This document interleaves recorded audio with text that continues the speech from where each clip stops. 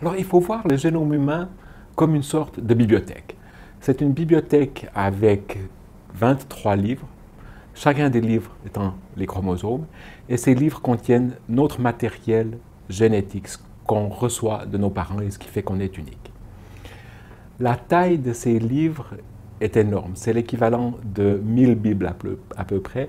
On parle de 4 milliards de lettres, mais pas d'un alphabet de 26 lettres, un alphabet de 4 lettres.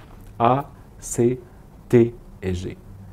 Séquencer le génome humain, ça veut dire lire ces 4 milliards de lettres et les assembler de façon appropriée.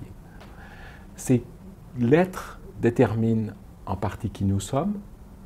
Elles déterminent notre susceptibilité aussi à développer certaines maladies, à répondre à certains médicaments.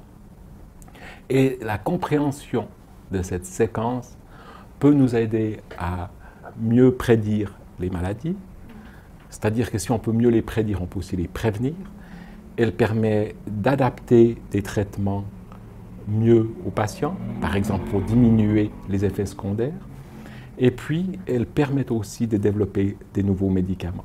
Et ces 4 promesses, la prévention, la prédiction, la personnalisation et le développement de nouvelles thérapeutiques, ont déjà été tenues dans certains cas.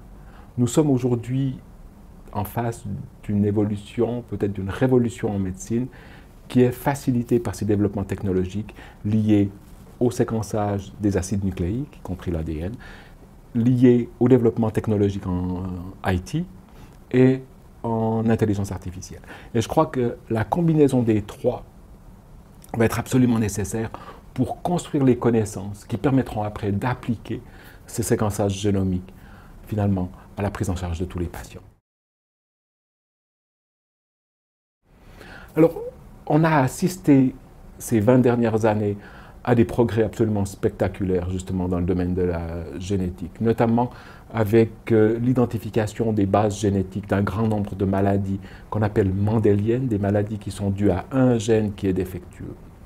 On dit qu'il y a à peu près 6000 maladies rares, dont probablement 4000 ou 5000 de ces maladies dues à des anomalies génétiques, et presque chaque semaine, on découvre maintenant les causes moléculaires de ces maladies rares. Donc ça, c'est une avancée qui est déjà considérable. On assiste en oncologie, par exemple, maintenant, à une vraie révolution. Ça, je crois qu'on peut parler de révolution en oncologie, où le diagnostic des tumeurs n'est plus seulement fait sur la base de l'analyse histologique du tissu, mais est complété par l'analyse moléculaire des anomalies génétiques qui ont conduit à cette tumeur et qui non seulement change le diagnostic, mais aussi change la prise en charge thérapeutique. C'est une énorme avancée, je crois, en médecine. Et puis, finalement, il y a des nouvelles thérapeutiques qui sont arrivées sur le marché grâce à la génétique, grâce aussi au génie génétique. On a des nouveaux médicaments pour baisser, par exemple, les taux de cholestérol et prévenir les maladies cardiovasculaires qui ont été vraiment découverts grâce à la génétique, qui ont été développés aussi grâce à la génétique et qui aujourd'hui sont sur le marché. Donc je crois que ce qui avait été promis a mis peut-être du temps à être délivré. Je crois qu'on va vers des développements qui sont encore plus considérables. Mais j'aimerais dire aussi un point important, c'est que je crois que l'Académie, McGill, mais l'ensemble de la communauté académique, a le devoir de s'intéresser à la génétique et à la génomique, parce que certes, il y a des bénéfices qu'on pourra attendre pour la population, pour les patients. Il y a aussi des risques, il y a des standards auxquels il faut qu'on adhère, il faut des polices, et je pense que l'Académie doit jouer un rôle.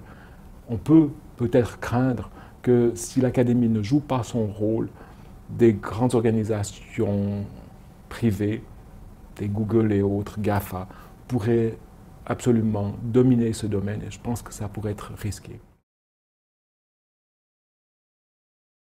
Je pense qu'on doit absolument faire avancer les connaissances dans ces sciences génomiques pour pouvoir en tirer tous les bénéfices. Mais pour pouvoir construire cette connaissance, il faut des gens, il faut des infrastructures, il faut un engagement institutionnel, il faut des laboratoires, il faut des patients aussi qui sont d'accord de contribuer à cette recherche en mettant à disposition des chercheurs leurs données, leurs échantillons. McGill a tous ces ingrédients.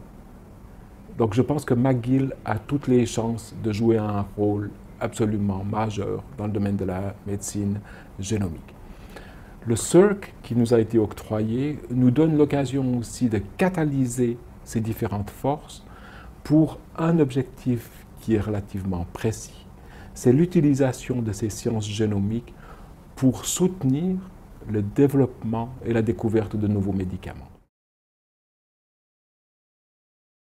La façon dont je vois mon rôle, c'est de catalyser cette énergie, probablement comme leader aussi, pour pouvoir mettre toutes ces forces ensemble et faire qu'un jour, on ait une structure, une plateforme, une infrastructure aussi, qui font que n'importe qui dans le monde qui développe des nouveaux médicaments se dise « Waouh, on va aller tester ce médicament à McGill ».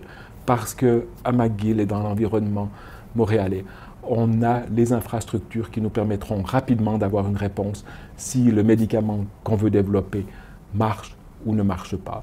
Et s'il marche, qu'on puisse rapidement le pousser dans le développement et le mettre sur le marché pour que les patients puissent en bénéficier.